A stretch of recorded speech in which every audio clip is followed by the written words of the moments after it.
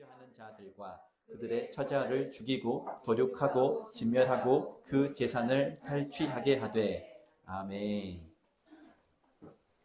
오늘 말씀 가운데에도 진리를 선포할 수 있는 은혜를 주신 하나님께 감사합니다. 오늘 말씀의 제목이 위기 속에서 주신 구원의 길이라는 말씀으로 말씀을 선포할 텐데, 개인적으로 두 번째 제목은 이것입니다. 두 번째 조소라는 제목이에요. 이번 주 어떻게들 사셨습니까?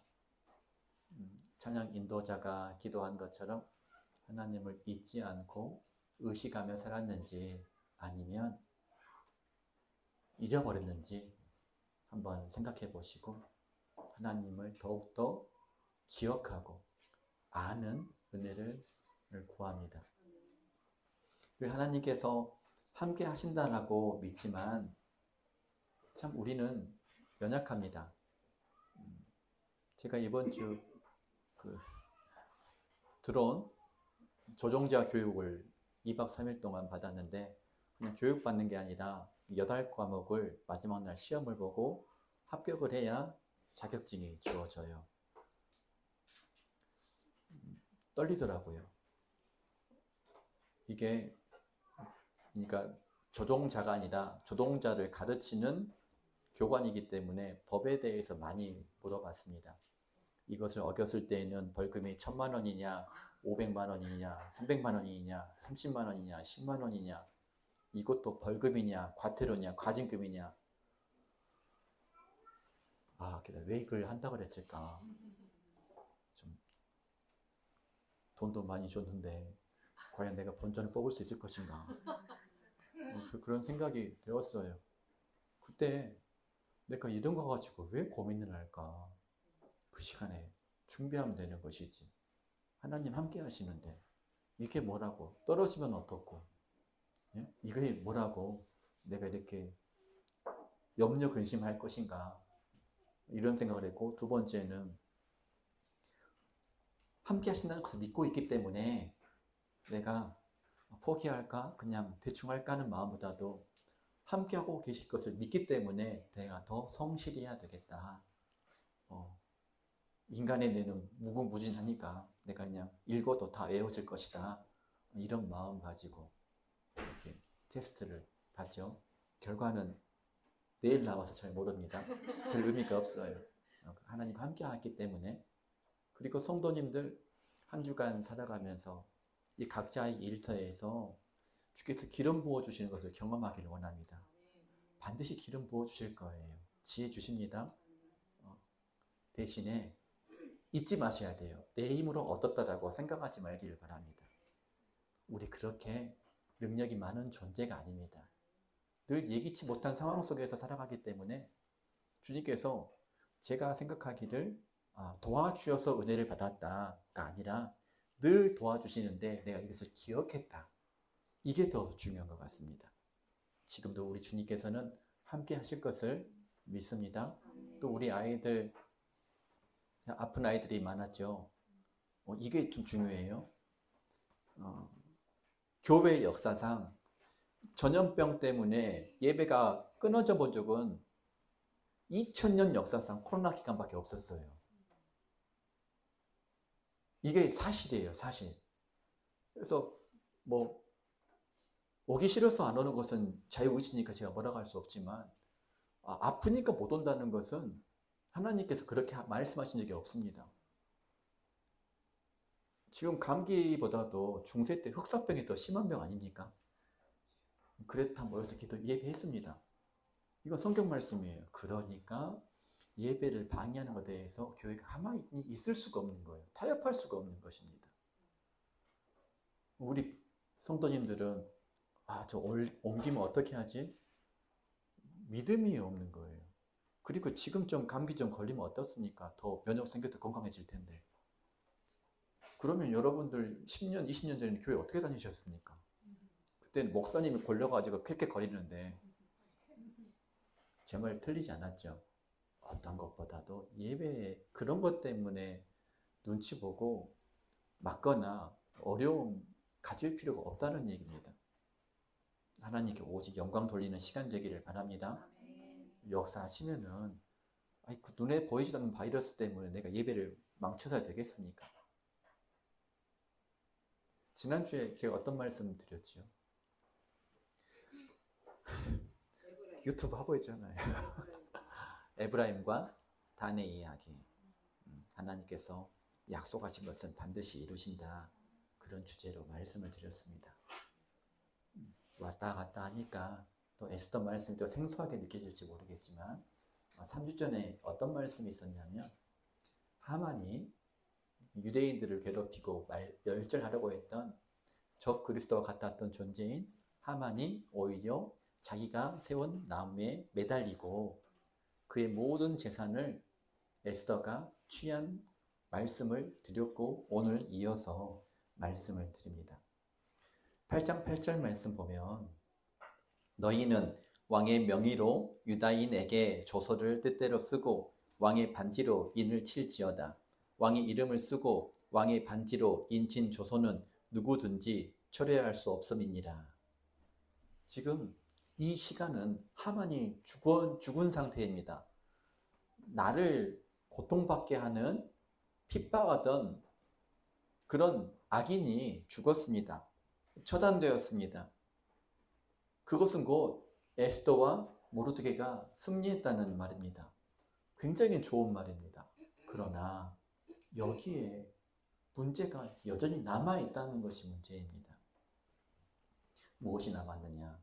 하만이 왕의 도장으로 인친 조서, 그 조서의 내용은 유대인을 몰살하라고 했던 첫 번째 조서가 여전히 국회를 통과한 상태라는 말입니다. 시행령이 내려진 상태라는 말입니다. 여전히 악인 하만은 죽었지만 유대인은 몰살당한다라는 법이 통과된 상태란 말입니다. 왕의 인장이 찍힌 조서는 당시에 결코 철회할 수가 없었습니다. 요즘 시대가 왜 어렵냐면 문제냐면은 법이 법대로 작동을 안 하니까 법 앞에서는 만인이 평등하다고 말할지 모르겠지만 법 뒤에는 아주 황량하기 때문에 그런 것입니다. 이것을 우리 가운데 적용하면 그럴 때가 있습니다. 내가 피해를 받았어요. 상처를 받았습니다. 고통을 받았습니다. 그러나 그 가해자가 벌을 받고 이제는 나와는 무관한 상태가 되었습니다. 그럴 때 가해자가 심판을 받고 돌아섰을 때 이상하게 내 마음에 여전한 상처가 남아있을 때가 있어요. 그렇습니다. 악인이 심판받았어도 그 악이 만든 결과는요 쉽게 사라지지 않아요. 이걸 아셔야 돼요. 오늘 아침 권 집사님과 읽은 말씀, 사무엘 말씀 가운데에도 다윗은 저지른 범죄에 대하여 용서함을 받았습니다. 하지만 그 죄악 때문에 암논과 압살롬의 저주가 그대로 연결되었습니다. 죄가 연결된다는 말입니다. 이것이 무서운 거예요. 우리 상처는 치유받지만 흔적은 남다는 말씀이 있죠. 죄는 용서, 이것이 죄의 무서움이고 동시에 이 가운데에서 우리에게 주실 구원의 놀라움을 우리는 반드시 받아야 살 수가 있습니다. 8장 8절 후반절 보니까 왕의 반지로 인친 조서는 누구든지 철회할 수 없다라고 하였습니다. 당시 나라가 바하사, 페르시아 제국입니다. 페르시아 제국도 법은 절대적이었습니다. 왜냐면 지금보다 더 절대적이었습니다. 왕이 공포한 그 조서는 심지어 왕 자신도 취소할 수 없다라는 법이었어요. 한 번 뱉은 말은 한 번 도장을 찍으면 취소할 수가 없었습니다. 이것이 당시 메대와 바사의 법이었습니다. 이 상황이 어떤지를 보겠습니다. 유대인들의 입장에서 말씀을 드리면 하만이 죽었습니다. 그리고 에스더가 왕후가 되었습니다. 모르드게는요 총리가 되었습니다. 굉장히 잘된 상태입니다. 하지만 그들을 죽이라는 명령이 여전히 살아있는 상황입니다. 앞에서도 제가 말씀을 드렸지만 우리 삶에도 이런 것들이 있습니다. 용서했지만 기억은 남습니다. 치유되었지만 흉터, 흔적은 남아 있습니다. 회개했지만 결과는 따른다는 말입니다. 이것을 우리는 심리학적으로 좀 바꿔서 말씀을 드리면 트라우마의 각인이라고 말할 수가 있어요. 사건은 끝났지만 내 마음, 나의 뇌 어딘가에 새겨진 기억은 여전히 나를 괴롭힌다는 사실이죠. 우리 사람들도 이런 것들을 경험할지 모르겠습니다. 그 죄의 결과를 오늘 이 사무엘하에 나와 있는 죄의 결과를 잠깐 말씀을 드리면 다윗은 밧세바의 죄를 나단 선지자를 통하여 용서를 구했고 나단 선지자도 하나님의 마음으로 그를 용서했다고 했습니다. 하지만 그의 아들은 죽었습니다. 이스라엘은 광야에서 범죄했지만 그 자체를 용서함 받은 것이 아니라 40년간을 광야에서 맴돌아야 했습니다. 우리도 똑같습니다. 나 이제 용서받았어? 그래도 죄의 결과는 있다는 말입니다. 이것이 우리가 알아야 될 죄의 무서움입니다. 회개해도 용서받아도 철회하지 못하는 것이 있다는 말입니다. 이것이 우리한테 큰 문제 아닙니까? 예수님 믿었는데 왜 이렇지? 회개했는데 왜 이렇지? 은혜 받았는데 왜 이렇지? 약속 받았는데 왜 이렇지? 그런 우리 발목을 붙잡는 그런 것들이 남아 있습니다. 여기서 포기하시면 안 되죠. 그런 포기를 하지 말라라고 오늘 하나님 말씀이 있습니다. 여기에 따라서 아하수에로 왕이 굉장히 지혜로운 해결책을 제시합니다. 8장 8절 전반부에 이런 말씀이 있습니다. 너희는 왕의 명의로 유다인에게 조서를 뜻대로 쓰고 왕의 반지로 인칠지어다. 이 뜻대로라는 말이요, 가장 좋은 것으로. 누구에게? 왕이 가장 좋은 것입니까? 모르드게와 에스더에게 가장 좋은 것입니까? 그들 유대인들에게, 에스더와 모르드게에게 가장 선한 것으로 너희가 써라. 그리고 왕이 말하죠. 첫 번째 조서는 취소할 수 없다. 하지만 너희에게 가장 좋은 새로운 법률을 만들어서 배포해라. 그래서 너희들 살기를 원한다 라고 말합니다. 성도 여러분, 이것이 하나님의 방식이에요. 여기에 아주 놀라운 복음이 들어가 있습니다. 우리에게 주어진 두 번째 법은요, 십자가예요. 십자가를 바라보는 것입니다. 그럼 우리에게 주어진 첫 번째 조서는 무엇일까요? 영원한 심판이 있다는 말이에요. 하나님은 공의로우신 분이십니다. 하지만 우리를 사랑하십니다. 그래서 우리가 심판 받습니까? 아니, 죄에 대한 결과가 천국과 지옥이 있지 않습니까? 우리를 사랑하시기 때문에 지옥을 없애줍니까? 하나님 그런 방법 선택하지 않으셨습니다. 우리를 두 번째 약속인, 두 번째 조서인 십자가를 주셨습니다. 그럼 다시 한번 반복해 볼까요? 첫 번째 조서인 하나님의 공의는 무엇일까요? 죄의 삭은 사망이라는, 이건 바뀌어지지 않아요. 그리고 피 흘림이 없은즉 죄의 삶이 없다라고 말하는 히브리서 말씀도 결코 바뀌어지지 않습니다. 죄에 대해서는 피 흘림, 형벌이 있다는 말씀입니다. 마찬가지로 하나님의 첫 번째 조서인 하나님의 공의는 반드시 죄에 대한 심판이 있다는 말이에요. 그런데 여기서 우리가 하나님께서 우리를 사랑하시니까 지옥 같은 거 있겠어? 없어?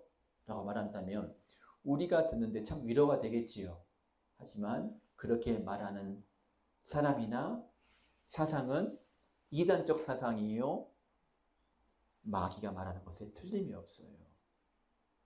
불편해도 우리는 들으셔야 돼요. 천국과 지옥은 있다는 말입니다. 하나님의 공의는 사실입니다. 하나님은 죄에 대하여 심판을 하셔야 됩니다. 심판하지 않으면 그 하나님이 가짜 하나님이기 때문에 그런 것이죠.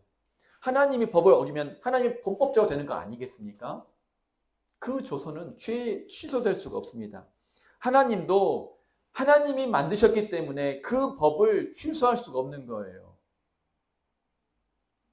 그렇기 때문에 우리가 뭐 해야 됩니까? 복음 전하는 거예요. 근데 그 복음이 하나님은 사랑이시기 때문에 지옥 없어요. 이렇게 말하는 순간 똑같은 심판을 받을 것입니다. 그렇기 때문에 하나님께서 우리를 사랑하시기 때문에 만드신 두 번째 법이 예수 그리스도 십자가는 법을 만드신 것입니다. 그것이 두 번째 조소이고, 오늘 말하는 두 번째 조소가 상징하는 것은 곧 예수 그리스도의 십자가 복음을 말하고 있는 것이지요. 우리가 심판이 있고 지옥에 떨어질 것이라는 법을 받았습니까? 아니면 지금 읽은 말씀 요한복음 3장 16절 말씀이라는 복을 받았습니까? 요한복음 3장 16절 말씀 같이 우리 마음으로 읽어보십시다. 시작. 하나님이 세상을 이처럼 사랑하사 독생자를 주셨으니 이는 그를 믿는 자마다 멸망하지 않고 영생을 얻게 하려 하심이라. 오늘 이것이 진리예요. 죄인은 반드시 죽어요. 영원히 죽습니다. 두 번째 법률은 예수님 믿는 자는 반드시 삽니다. 이것이 하나님의 법입니다. 그렇기 때문에 우리가 복음 전하는 거예요. 물어보겠습니다. 이 둘 중에 유효한 법은 1번입니까? 2번입니까? 둘 다죠. 둘 다 유효합니다. 둘 다. 저는 이 말씀을 묵상하면서 굉장히 은혜를 받았어요. 이런 생각이 들었거든요. 왕이 에스더와 모르드게를 생각했다면, 저 같으면 저같이 무지한 자는요, 첫 번째 법 취소한다는 법령 올려 취소법 발표하면 되지 않습니까? 왜 이렇게 새로운 법을 만들었을까? 곧 오늘 이 말씀은 성령님을 통하여서 예수 그리스도의 복음을 우리에게 말씀하시려고 쓴 역사적 사실이구나. 우리에게 예수님 십자가 복음이 왜 나한테 유효하냐면은 첫 번째 약속이 취소가 된 것이 아니라 그 첫 번째 조소에 대한 심판을 예수님이 대신 받아주셨기 때문에 첫 번째 조소에 대한 모든 형벌을 나의 예수님이 다 감당하셨기 때문에 그렇습니다. 이건 굉장히 중요한 거예요.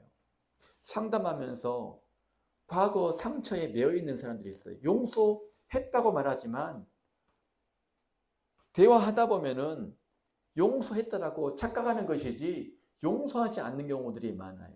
왜? 그 이유가 뭐냐면은 나 부모 잘못 만나서 이렇게 살고 있어. 나는 뭐 해도 안 돼. 이렇게 만약에 생각하거나 말을 하고 있다면은 내 신령 깊은 곳이 아직 변화하지 않고 있다는 얘기예요. 그런 말을 한다면은 내 마음속에는 나는 태어나지 말아야 했더라는 나의 무의식이 전혀 변화가 없다는 말입니다. 그렇기 때문에 사람이 치유되려면은요, 생각의 패턴을 바꿔야 돼요. 이것을 심리학에서는 프레임을 다시 만들다, 리프레이밍이라고 말합니다. 현실, 지나간 과거는 하나의 법칙 때문에 바꾸지지 않아요. 대신에 그 과거를 해석할 수 있는, 새롭게 해석할 수 있는 은혜를 우리에게 주십니다. 바꿀 수 없는 과거를 우리가 이겨내려면은요, 그것을 재해석하는 방법이에요. 성령님의 마음으로 재해석하는 방법입니다. 그 의미를 재해석함으로써 극복할 수가 있다는 말입니다. 하나님은 우리에게 가장 완벽한 리프레이밍을 하셨습니다. 어떻게 하셨습니까? 죽음의 조소를 생명의 조소로 바꾸셨습니다. 절망의 상황을 구원의 통로로 그 법을 바꿔버렸습니다. 십자가의 저주를 주님께서는 영원한 축복으로 바꾸셨다는 말이에요. 그래서 믿음의 사람은 늘 감사할 수밖에 없는 것이 환경과 상황을 바꾸는 것이 아니라 그것을 어떻게 바라보고 해석하느냐에 더 마음을 주기 때문에 그런 것이지요. 힘듭니까? 힘들어서 우리가 하는 일이 뭐죠? 기도하지 않습니까? 그러면 기도 때문에 더 은혜가 부어질 거 아닙니까? 그렇기 때문에 힘듦도 우리에게는 감사할 수 있는 조건이 되는 것이지요. 감히 말씀을 드립니다. 바꿀 수 없는 것을 바꾸려지 마세요. 제가 참 부끄럽지만 외모 컴플렉스가 있었다니까요. 나는 얼굴 보는 게 무서운 사람이었어요. 이건 진지해요. 전 죽을 생각을 했기 때문에 웃긴 얘기가 아니라니까요. 공감을 좀 해주세요. 무서웠어요. 그때마다 내일 아침 일어나면 좀 여드름 좀 들어가 있을까? 내일 아침 좀 눈 뜨면은 좀 눈이 좀 커져 있을까? 그런 고민을 많이 했어요. 기도했겠죠. 근데 응답이 됐을까요? 안 됐을까요? 안 됐어요. 대신 은혜를 주셨어요. 그것도 예쁘게 바라볼 수 있게 하는 내 마음의 시선을 바꿔주셨다는 말이에요. 이게 더 중요해요. 오늘 리프레이밍의 은혜가 부어지기를 바랍니다. 우리 바꿀 수 없는 거 바꾸려고 하지 마세요. 내 부모 나이 상처 줬는데 바꿔줬으면 아니 그건 사실이기 때문에 놔두세요. 그냥. 대신에 새로운 길을 만드십시오. 그런 부모님 때문에 내가 예수님 믿게 되었잖아. 새로운 방식을, 길을 만드시기를 바랍니다. 이것이 하나님의 방식입니다. 에스더 8장 10절에 후반부에 이런 말씀이 있습니다. 그 조서를 역졸들에게 붙여 전하게 하니 그들은 왕궁에서 길러서 왕의 일에 쓰는 준말을 타는 자들이라. 그들로 하여금 새로운 조서를 쓰고 나의 도장을 찍어라, 왕의 도장을 찍어라 말을 듣고 새롭게 조서를 쓰고 모르드게가 준비한 일은요, 준말을 준비하는 일이었습니다. 왕궁에서 아주 군사형으로 의관, 의전용으로 특별하게 준비한 말들이었습니다. 왜 그렇게 기량이 뛰어난 말을 준비했겠습니까? 시간이 없으니까, 급하니까 그런 것이죠. 가만히 생각을 해보면요, 첫 번째 유대인들을 다 멸절해라, 이 조서는요 2개월 전에 배포가 된 거예요. 근데 그들은 걸어갔을 거예요. 그러면은 구스에서 끝까지 그 도시에 법령이 아직 전달되지 않은 것도 있었을 것입니다. 제국이기 때문에 그런 것이지요. 그래서 새로운 조선은요, 느긋하게 무궁화호 타고 가는 것이 아니라 KTX 타고 전파가 되었다는 말입니다. 준마로 전파가 되었습니다. 첫 조서를 따라잡기 위하여 앞질러야만 했습니다. 유대인이 살려면은 하만의 조서가 도착하기 전에 새 조서가 먼저 도착해야 했다는 말입니다. 가만히 보면은요, 준말을 해서 보냈다는 얘기는요, 우리한테 적용해 보십시다. 지금 유대인들은 자기들이 죽는지 사는지 모르지 않습니까? 그 마음이 급한 사람은 모르게 일 것 아니겠습니까? 그러면 똑같은 것이죠. 우리에게 이 말 심판에 대하여 조바심 나는 분은 내가 조바심이 날까요? 아니면 하나님께서 더 긴장하실까요? 우리는 사실 잘 몰라요. 죽음이 오는지 망하게 되는지 진짜로 모릅니다. 한치 앞을 내다볼 수가 없어요.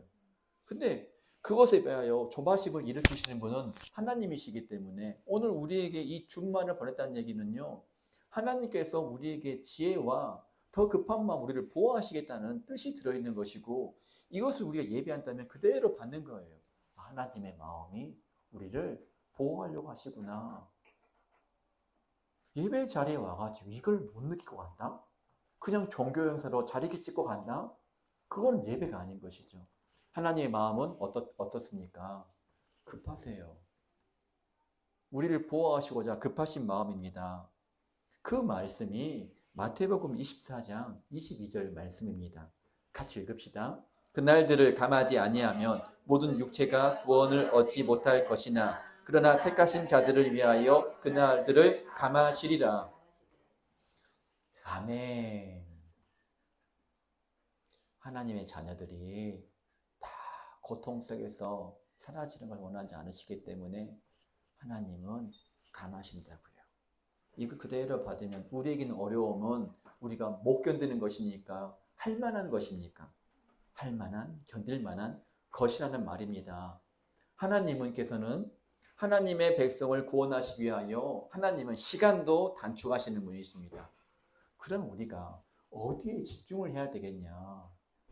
예배와 기도와 말씀에 집중하는 것이 내 인생의 고통을 짧게 만들어지는 방법이 될 수 있다는 말이죠.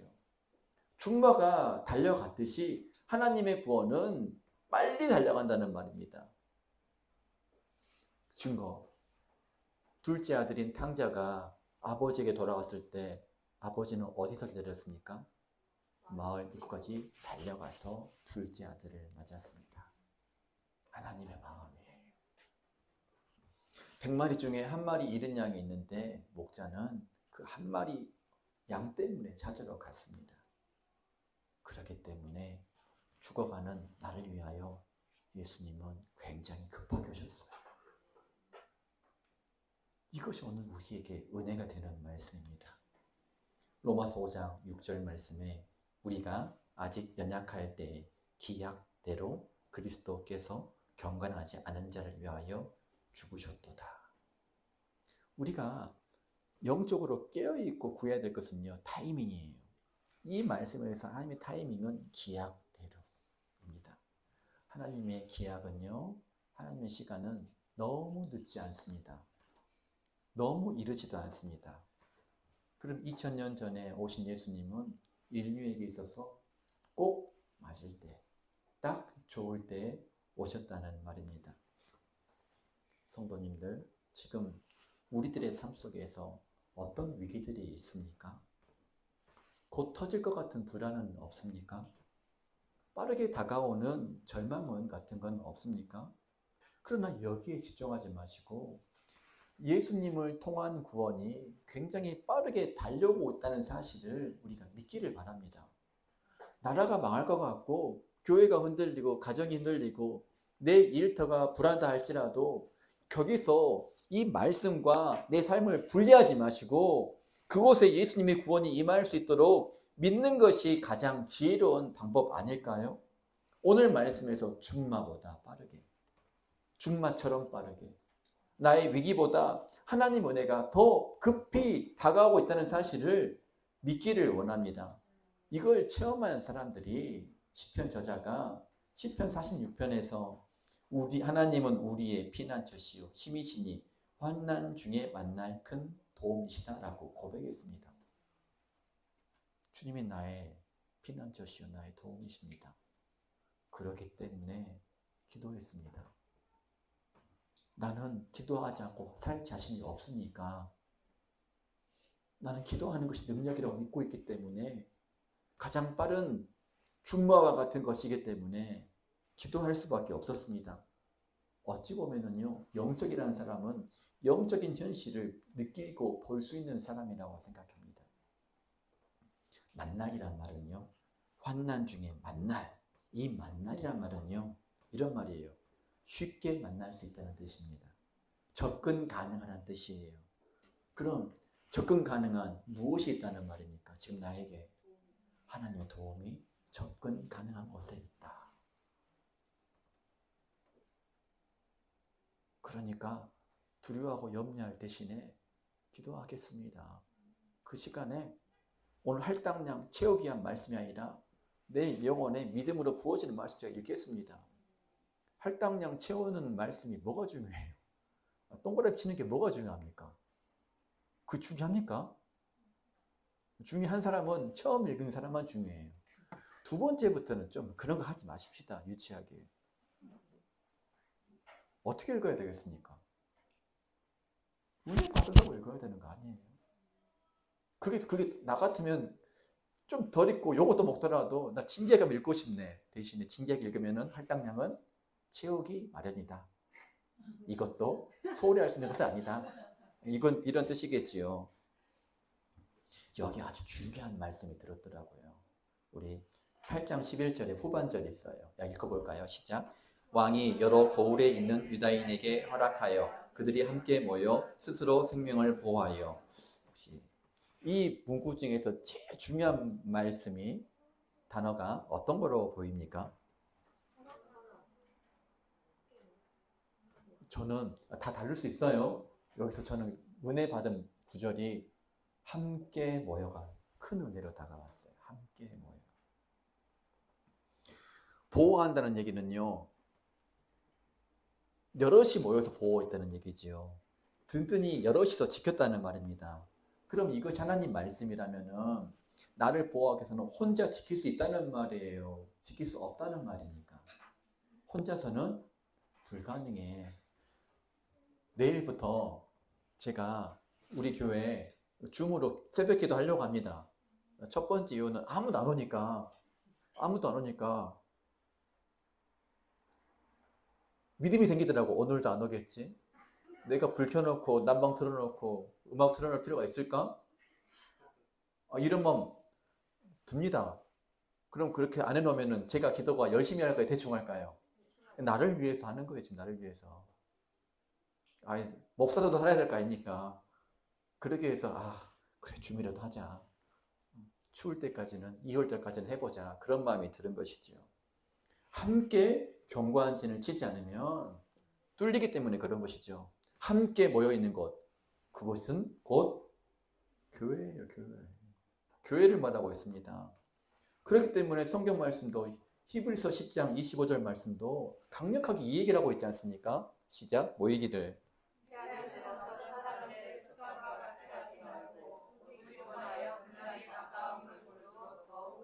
이건 명령입니다. 왜 함께 모이라고 하셨을까요? 왜일까요? 혼자서는 죽었다 깨도 못 이기니까. 지난주 함께 모이지 못하니까 좀 이다희 집사님 마음이 좀 그랬죠? 못 느꼈으면 완전 큰 중병에 걸린 것이고 느꼈으면 좀 살아있는 거예요. 그나마. 혼자 못 이기기 때문에 그런 것이죠. 안 그렇습니까? 그래서 사회적 지지는요, 그 공동체가 나를 지지한다는 것은요, 내가 이길 수 있는 가장 큰 위로함이에요. 엄마 아빠가 개인적으로 칭찬하는 것보다 목사가 공동체 앞에서 대놓고 한번 딱 칭찬하잖아요. 힘이 확 위로가 돼요. 그럴 거라고 생각을 합니다. 성경 말씀이기 때문에, 함께 모여있기 때문에 그런 것이지요.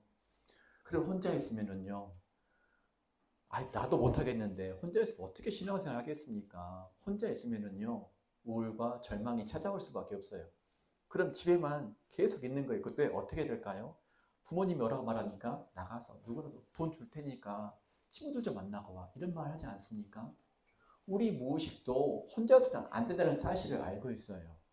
그러니까 어떻습니까? 혼자서도 예배할 수 있다는 얘기는요, 영적으로 누가 한 말이 되는 것이죠? 마귀가 하는 말이에요. 그렇듯하거든. 나도 혼자 있으면, 쉬는 날 혼자 있으면은 도서관 안 가고 혼자 있으면 공부 열심히 할 것 같거든. 안 되더라고. 나를 알아야 돼요.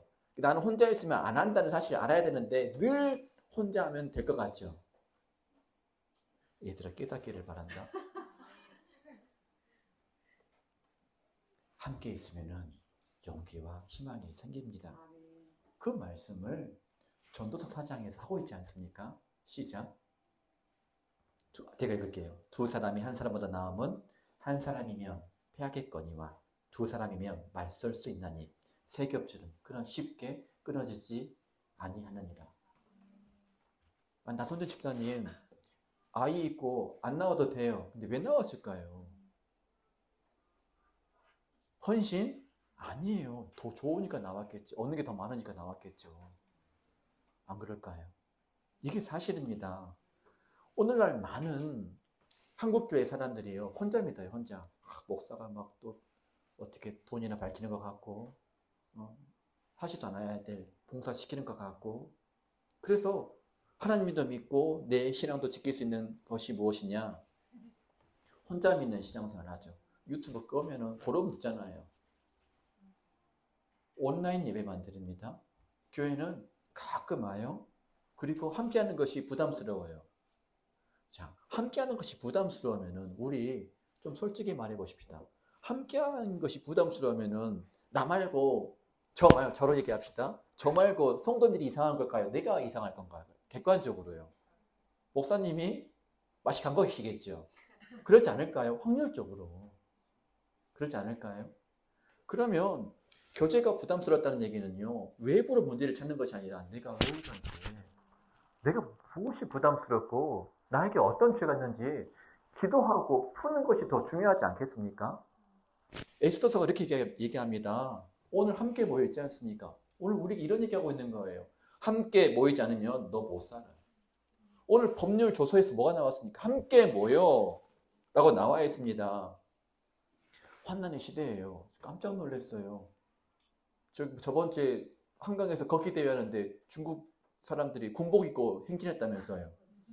그리고 뭐 중국 혐오 발언하면은 뭐 법에 넣는다고 법이 올라왔다면서요. 이상하잖아요. 이상하지 않습니까? 앞으로 환난 시대가 돌아온다는 말이잖아요. 그렇지 않습니까? 그러면 그때니까 어려우니까 각자 사는 걸 택하시겠습니까? 함께 모이는 것을 택하시겠습니까? 여기에 지혜와 기도와 말씀이 나누어지면은 살 수 있는 거 아니겠습니까? 근데 마귀는 그렇게 얘기하지 않는다고요. 함께 모여서 힘드니까 따로 모이자고 말한단 말입니다. 속으시면 안 되는 거죠. 요한계시록 12장 14절 말씀에 봐보십시오. 같이 읽어보십시다. 시작. 그 여자가 큰 독수리의 두 날개를 받아 광야 자기 곳으로 날아가 거기서 그 뱀의 낯을 피하여 한 때와 두 때와 반 때를 양육받으매 라고 했습니다.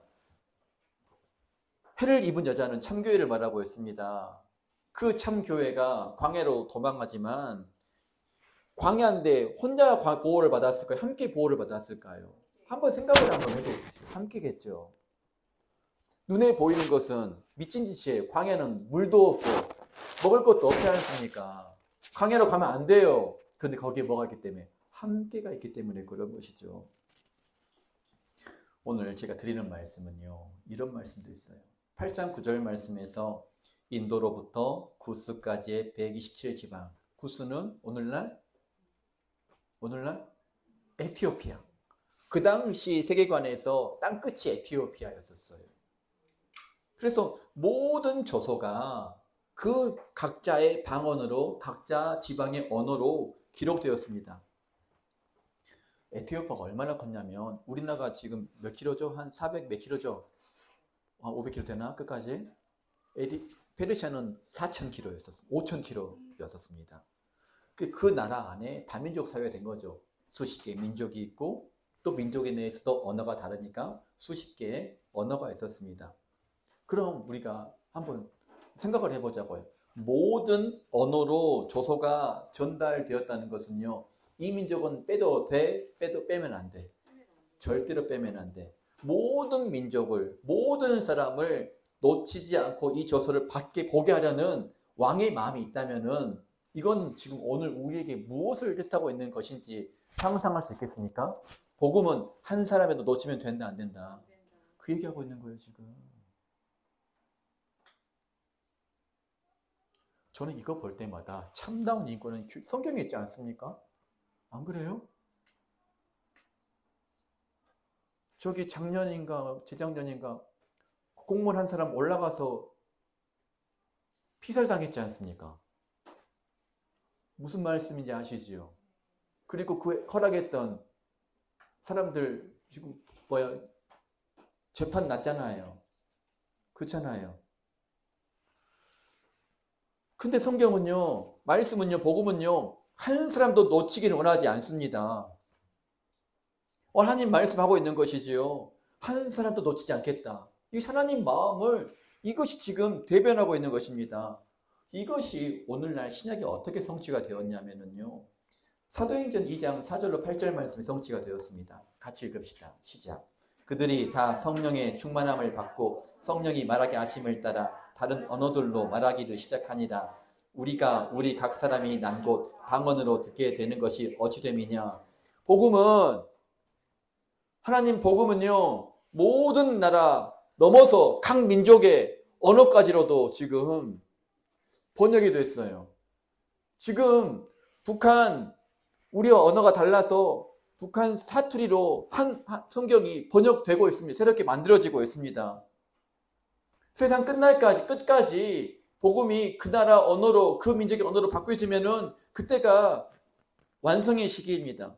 왜 복음을 각 나라 민족의 언어로 바꾸려고 번역하려고 하고 있겠습니까? 하나님의 무슨 마음이기 때문에? 하나님은 너를 놓치고 싶지 않아. 하나님은 한 사람도 놓치고 싶은 마음이 없기 때문에 그런 것이지요. 이게 하나님 마음이에요. 그러면 이 말씀을 받았으면은 제가 녹음한 것도 이러고 있더라고 맨날. 말 안 해주니까 몰랐지. 내가 박수 친지 몰랐어요 지금까지. 나는 하나님 돌보시지 않으시겠지? 마귀의 음성 아닌가요? 말씀이 어디 있습니까? 너는 예외란 말씀이 어디 있어요? 그렇지만 우리는 하나님 약속은 나한테는 예외인 것 같아요. 하나님은 나는 안 고쳐주시는 것 같습니다. 그래서 나오는 말씀이 베드로 3장 9절 말씀입니다. 주의 약속은 어떤 이들이 더디다고 생각하는 것처럼 더딘 것이 아니라 오직 주께서는 너희를 대하여 오래 참으사 아무도 멸망하지 않고 다 회개하기에 이르기를 원하느니라. 아니야, 나의 약속은 너도 포함이야. 나 너 잃고 싶은 데까지 추워도 없어. 얼마나 감사해요. 얼마나 감사합니까? 근데 뭘 포기합니까? 뭘 내려놓습니까?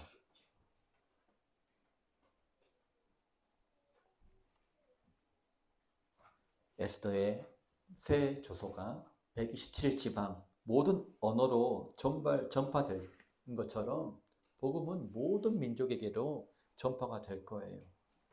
이 천국 복음이 모든 민족에 증언되기 위하여 온 세상에 전파되리니 그제야 끝이 오리라. 그 말씀이 나에게까지 미쳐가지고 내가 지금 이 자리에 앉아있다는 것입니다. 하나님 사랑 뭘 찾을 필요가 없어요. 자, 내가 이 자리에 앉아있습니다. 뭘 받은 것이죠? 하나님의 사랑을 받고 있는 것이 지금 증거지 않습니까? 그럼 사랑받았는데 응답 안 하시겠습니까? 돕지 않으시겠습니까? 기도하면 다 말씀하시고 징조를 보여주시고 피할 길을 내주시고 하십니다. 왜요? 성도님들을 내가 그냥 근거 없이 위로하기 위하여? 그것이 아니라 하나님 말씀이 그렇게 기록되어 있기 때문에 그런 것이지요. 그 복음의 약속의 중심이 예수 그리스도인 거예요. 예수 그리스도 없는 약속이나 위로는 다 헛것입니다. 이제 우리 전체 그림을 보겠습니다. 첫 번째 조서가 의미하는 것은 우리에게 의미하는 것은 하나님 공의죠. 그 공의는 율법의 율법을 말하고 있습니다. 철회할 수 없는 하나님 공의가 있다는 말이고 그 철회할 수 없는 공의의 핵심은 죄의 삭은 사망이다라는 말입니다. 모두가 정죄받는다는 말입니다. 이 조서가 취소가 된 것이 아니에요. 그대로 있는 상태에서 오늘 우리에게 두 번째 조서인 복음이 선포가 됩니다. 그 복음의 핵심은 예수 그리스도의 십자가입니다. 그 복음의 핵심은 믿는 자는 영생을 받는다는 말입니다. 모든 이들이 예수님을 통하여 구원받을 수 있다는 말입니다. 그러기에 로마서 8장 1, 2절 말씀, 그러므로 이제 그리스도 예수 안에 있는 자에게는 결코 정죄함이 없나니 이는 그리스도 예수 안에 있는 생명의 성령의 법이 죄와 사망의 법에서 너를 해방하였음이라. 한 번 더 물어볼게요. 정리하는 마음으로. 자, 죄와 사망의 법이 취소가 됐습니까? 여전히 유효합니까? 유효합니다. 그럼 죄와 사망의 법에 매어 살겠습니까? 아니면 성령의 새로운 법으로 살겠습니까? 아멘. 이건 우리의 선택의 문제예요. 그럼 오늘 말씀 속에서 예수님을 상징하는 인물이 나오는데 그 인물이 모르드게가 하는 역할입니다. 모르드게는 죽을 위기에 유대인들을 구원했습니다. 그리고 새 조서를 모르드게가 작성했습니다. 왕의 권위로 생명을 보호했습니다. 예수님, 나의 예수님, 죽을 수밖에 없는 나와 인류를 위하여 십자가를 내주셨습니다. 예수님 때문에 새로운 언약이 세워졌습니다. 하나님의 권위로 예수님은 우리에게 영생을 주셨습니다. 이것을 보면 주님께서는요, 내가 정말 믿어지지 않는다 그러면은 십자가를 바라본다는 말이에요. 그 말이 무슨 말이냐면 내가 받은 약속 진짜지요? 보증서시지요? 그 의미인 거예요. 말씀이 믿어지지 않는다고 말씀하지 마시고 말씀이 믿어지지 않으면 보증을 바라보시라고요. 그것이 십자가입니다. 이와 같이 예수는 더 좋은 언약의 보증이 되셨느니라. 오늘 우리에게 약속하신 것을 예수님을 통하여 예수님이 이렇게 말하고 있지 않습니까? 안 이루어질 것 같니? 내가 보증인데? 이렇게 말씀하고 있습니다. 그 보증의 핵심이 새 언약이에요. 믿는 자는 구원을 받는다는 새 언약입니다. 하나님은요, 첫 언약인 율법을 폐지하지 않으셨어요. 그럼 우리가 율법을 지켜야 되겠죠. 제사법 말고 율법이 말하고 있는 마음을 우리가 지켜야 된다는 말입니다. 그렇기 때문에 오늘날 십계명은 지켜야 될까요? 안 지켜도 될까요? 율법이 없어졌습니까? 완전해졌습니까? 완전해졌지 않습니까? 십계명 지켜야 되는 것이죠. 그렇습니다. 그리고 그 약속을 지키게 하기, 그 약속 속에서도 살게 하기 위하여 우리에게 주신 것이 새로운 언약, 복음이라는 것이지요. 십자가에서 모두 성취되었어요. 우리를 거스르고 불리하게 하는 법조문으로 쓴 증서를 지우시고 제하여 버리사 십자가에 못 박으시고, 우리를 고발하는 죄에 대한 삭슨 사망이다. 이것은 십자가에서 못 박으셨어요. 그리고 나를 구원하는 복음은요, 십자가에서 완성하셨습니다.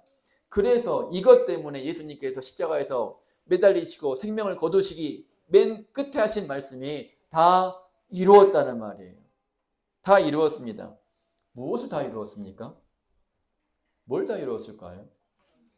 내가 하나님의 첫 번째 조서인 공의도 다 이루었고, 내가 죽음으로써 내가 너희를 구원하겠다라고 말하는 복음도 내가 십자가에서 죽음으로써 다 이루었다. 모든 것을 완벽하게 이루었다는 말입니다. 오늘 말씀의 핵심은 이거예요. 과거가 바꿔줄 수 없다는 말이에요. 과거 바꿀 수 없습니다. 대신 미래는 바꿀 수 있어요. 내가 지금까지 아픈 것은 어쩔 수 없어요. 하지만 앞으로 안 아플 수 있습니다. 예수님이 말씀입니다. 내 과거에 처리할 수 없는 조서가 있습니까? 지울 수 없는 상처가 있어요? 돌이킬 수 없는 실수 있습니까? 취소할 수 없는 결과가 있습니까? 첫 조서는요, 이렇게 말합니다. 그대로 두어라. 하지만 예수님은 우리에게 새로운 약속 조서를 주셨습니다. 그런즉 누구든지 그리스도 안에 있으면 새로운 피조물이라. 보라, 새 것이 되었도다. 오늘 하나님 말씀은요, 과거 지우려고 애쓰지 마세요. 안 지워지니까. 대신 그 시간에 새로운 약속을 붙잡으십시다. 예수님 붙잡으십시다. 두 번째 드리는 말씀, 지금 혼자 견디고 싸우고 있습니까? 그렇게 하지 마세요. 못 이겨요. 함께 모이십시오. 교회 나오세요. 그리고 신앙의 형제 자매들과 연결되십시오. 혼자 신앙생활 안 됩니다. 그 마귀용사에 속지 마십시오. 고립되지 마세요. 주님 마음이 아니에요. 그렇게 해결이 안 됩니다. 우리 예수님께서는 성령님으로 바울을 통하여 너희가 서로 짐을 지라. 그리하여 그리스도의 복음을 성취하라는 말이겠지요. 고립은요, 우울과 절망의 가장 큰 원인입니다. 함께 하는 것만으로도, 함께 예배하는 것만으로도 치유는 일어나게 되어 있어요. 첫 번째 조서인 율법은 나를 정죄합니다. 너 죄인이야? 그렇게 해서 되겠어? 너 자격 없어? 너 죽어 마땅해? 우리는 그렇게 받았지요. 하지만 두 번째 조서는요, 나를 살립니다. 누가 능히 하나님께서 택하신 자들을 고발하리요? 의롭다 하신 이는 하나님이시니 누가 정죄하리요? 죽으실 뿐 아니라 다시 살아나신 이는 그리스도 예수시니 그 하나님 우편에 계신 자요 우리를 위하여 간구하시는 자시니라. 난 너무 은혜가 돼요, 이 말씀이. 그래서 예수님 떠나 살 생각이 없어요. 능력도 없어요.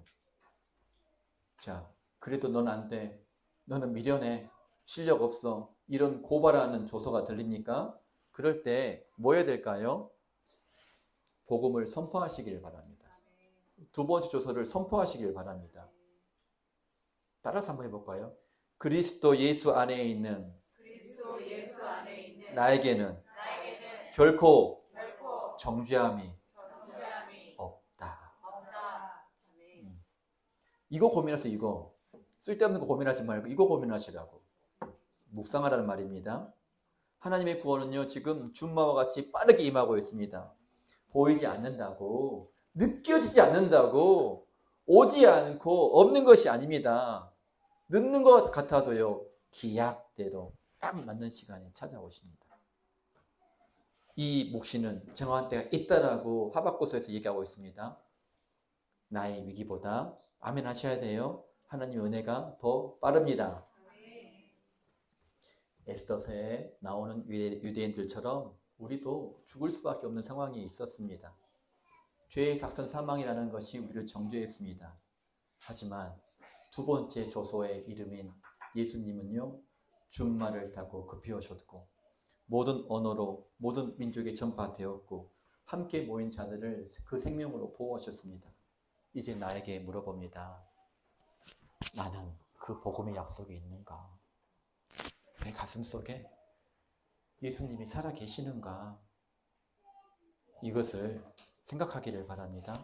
오늘 말씀은 첫 번째 조서도 유효하고 두 번째 조서도 유효하니 두 번째 조서인 예수 그리스도께서 나를 지키신다. 이 말씀을 성령의 음성으로 받는 복된 주의 성도 되기를 원합니다.